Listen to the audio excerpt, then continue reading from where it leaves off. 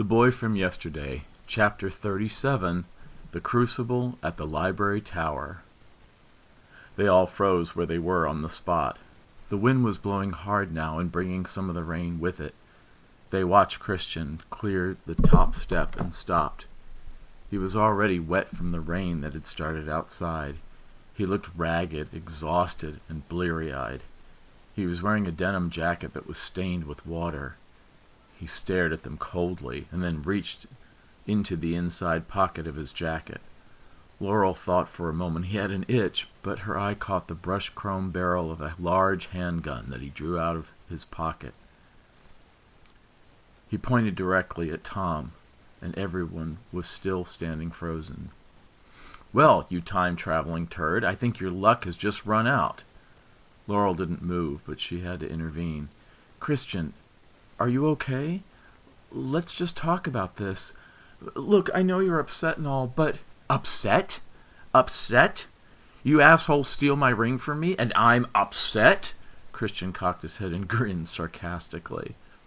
Laurel got more anxious in seeing this. She knew Christian, and this wasn't like him. He had to be under the influence of something, but she didn't know enough about drugs to know what or how. No one said anything for a moment. Finally, Peter spoke up in an attempt to break the tension. "Okay, well, technically it was Tom's ring originally that you stole," Peter said, feeling braver because he knew Christian had a flair for the dramatic, but wasn't usually dangerous. "Where did you get that?" he asked, nodding toward Christian's gun. "Oh, I got 1,000,000 of them if you count good old Dad's collection," Christian said, admiring the model of the gun in his hand. "But it only takes one." "I think we should try to talk this out," TJ said, trying to support Peter's attempt to de-escalate the tension despite the cold wind blowing through the observation deck, getting everyone wet and even more uncomfortable. "I think actually not," Christian said, starting to move closer to the group.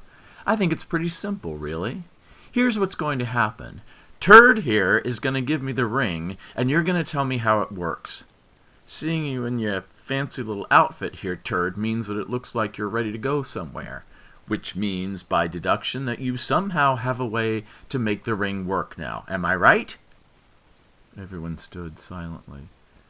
Christian continued moving closer to the group, circling around it like a vulture, gun trained on various people at random. "I'll take that stunning ovation as a yes. You see, I don't give a shit where you go with the ring, anywhere or nowhere, because you are not the one to use it. I am. I'm using it to win the Einstein Prize, take the money, and get the fuck out of this town, and see what else it can do in all its magical glory, and the rest of you can rot. Why? 'Cause that's just the kind of guy I am. Sick and tired of this town, this bullshit, and most of all," he said as he pointed the gun toward Tom, "you." TJ started to shift and move toward Christian, who was all behind them now, moving toward the back of the observation deck and the railing wall. Christian jumped and trained the gun on TJ. "Oh, no, no, no, no, back off, chump," he yelled as he waved the gun at TJ. TJ stopped and moved back a little to the group, but deliberately blocking both Peter and Laurel. Christian backed up. "Now, we're going to do this nice and slow so nobody gets hurt. Just give me what I want, and we can all go home, get dry, have cocoa, and sing Come by fucking Yaw. If you all cooperate." "Now," he said, as he jumped onto the railing wall, holding onto a column, gaining height over the group and a better view to see their every move. "We're just going to start getting rid of the extraneous crew here. TJ?" TJ poked up. "Yes, Christian. You, move over there." He waved to his left toward the back stairwell. TJ took a few steps away from the group. Everyone was still facing Christian. "I never really got a chance to say thank you, dear friends, for stealing my ring, but it was awfully nice of you to stop by. Who was it? You, Pete?" Peter nodded. "Buddy, old pal, always can count on Pete." He stared coldly. No one saying anything, gun trained on him. Peter and TJ looked at each other a split second. I just Thought you might be able to spare it. You know, one less thing around the house, clutter and all, Peter said, trying to make light of the moment. Shut up, Christian said, not finding it funny and intensifying his cold gaze at Peter. They all saw Christian's shoulders tense up, and they were afraid Christian was about to shoot Peter. Then they heard some footsteps stomping up the front stairs, and a high, shrill voice coming with it. Just what is going on around here? Someone has tripped the silent alarm, and I had to get out of bed in this weather to have to investigate. This area is off limits to everybody, and absolutely no one should be goofing around up here. This is still a construction zone, and it's very dangerous to be here this time of night, and... It was Agnes Murphy's voice. She reached the top of the stairs, a bit winded, and shined a flashlight on the entire group.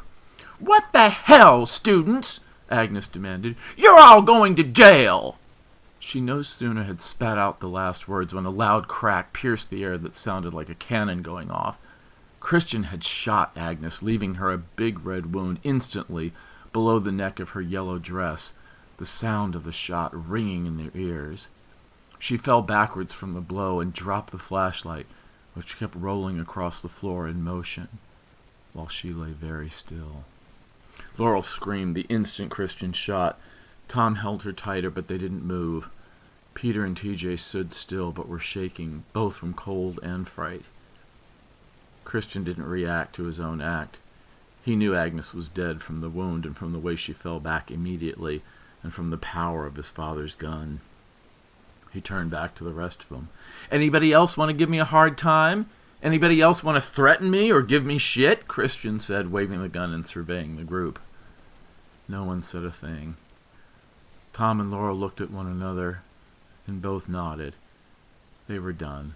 In that moment, they realized that losing the ring now meant the death of Sam in the past, the eradication of Sam's bloodline, Laurel ceasing to have ever existed, and Tom's bloodline ceasing to exist too. The implications to the town and to countless people in all their generations were immeasurable.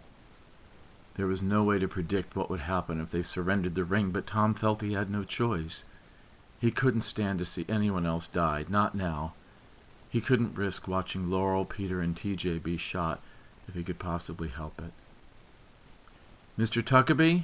Tom asked, subdued but firmly. What? Christian snapped. If this ring is what you desire, then I suppose you shall have it. No use in anybody else getting hurt now, is there?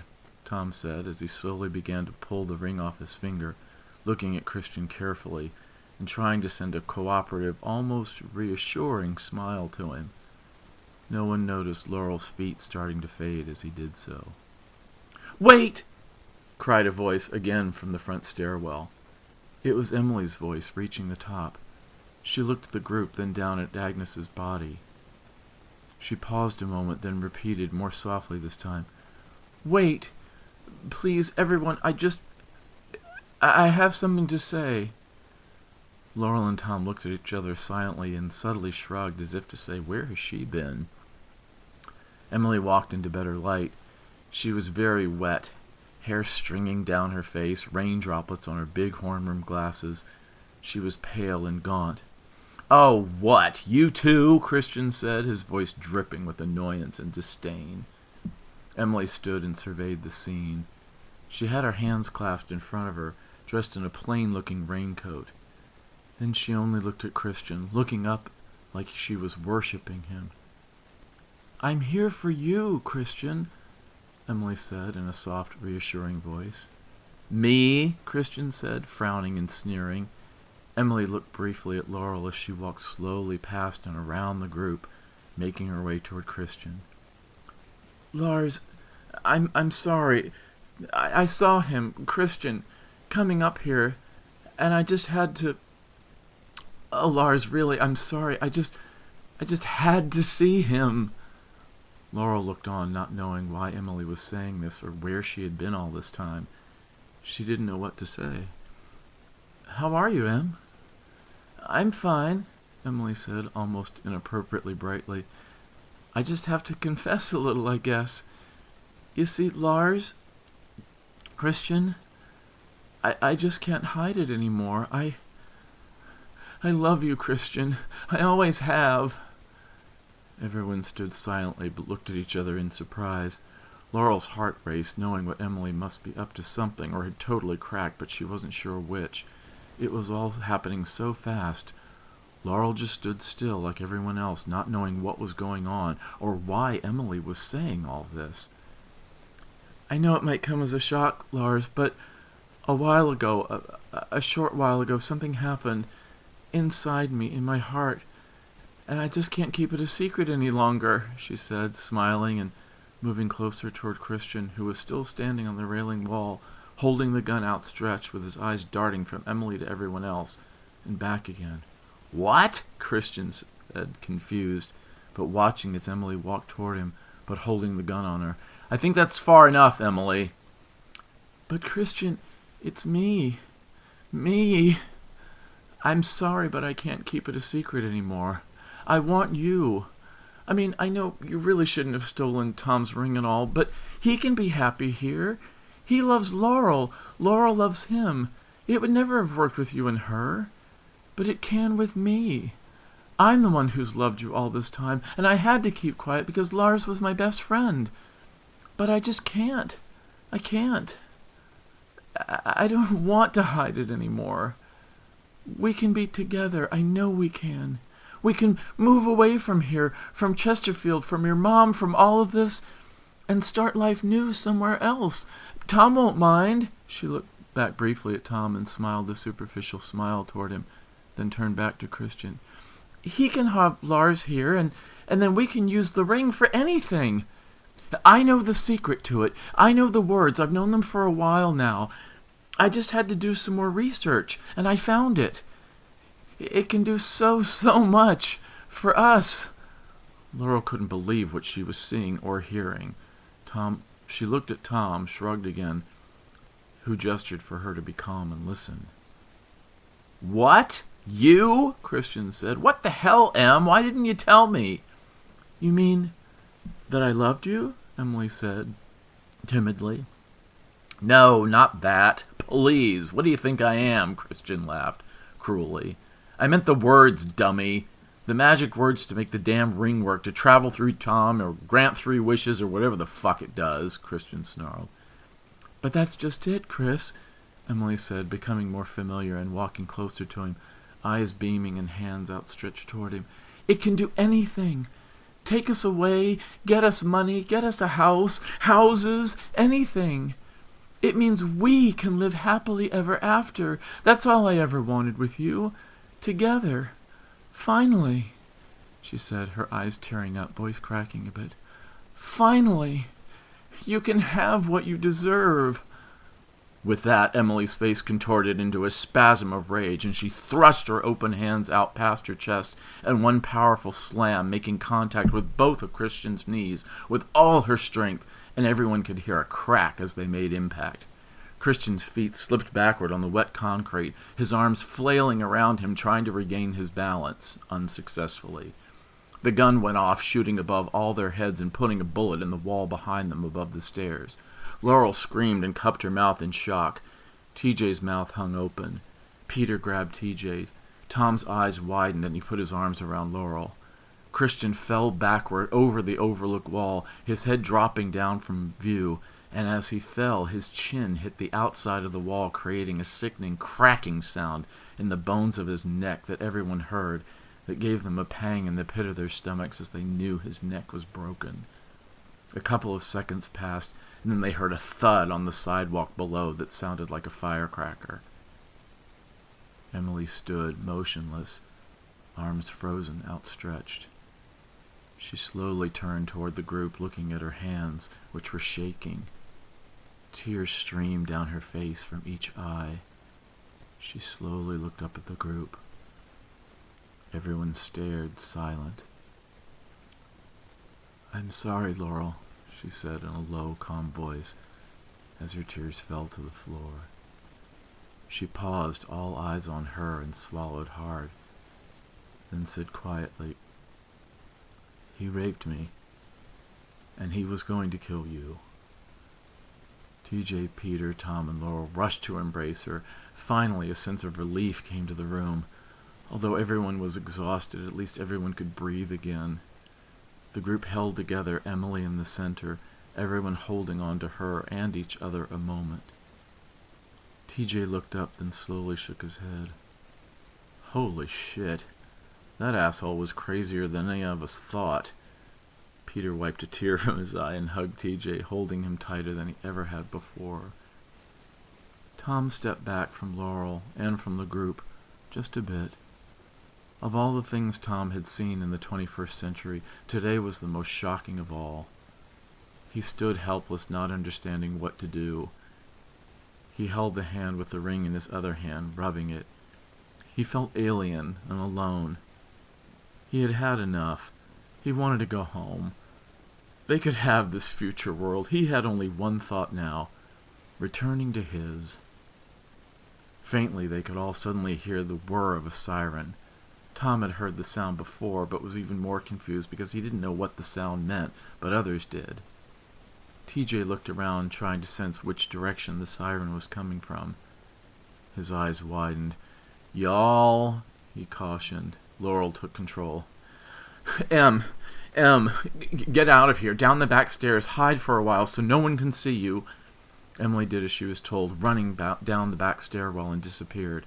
Laurel directed Peter and TJ. "Tej, you and Peter go down the front stairs. Meet the cops. Say you got worried about Christian being suicidal earlier and you followed him here.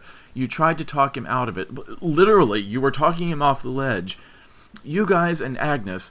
But say he shot her and threatened to shoot you if you tried to stop him, and he slipped and fell."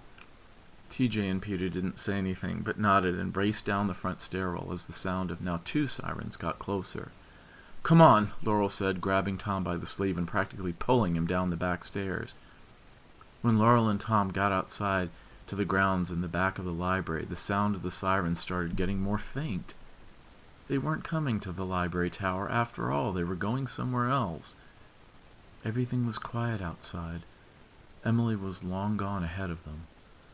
Laurel and Tom were breathing heavily from the fast trip down the flight of stairs and stood in the side yard of the grounds, partially sheltered from the rain by the large branch of a maple tree. The rain was coming down hard and the sky still rumbled with thunder. Tom held Laurel tightly, each exhausted and scared, each not saying a word but holding and feeling the warmth of each other, the sound of their pounding hearts in their ears, the sound of the wind blowing through the tree above them. In that moment, time stood still.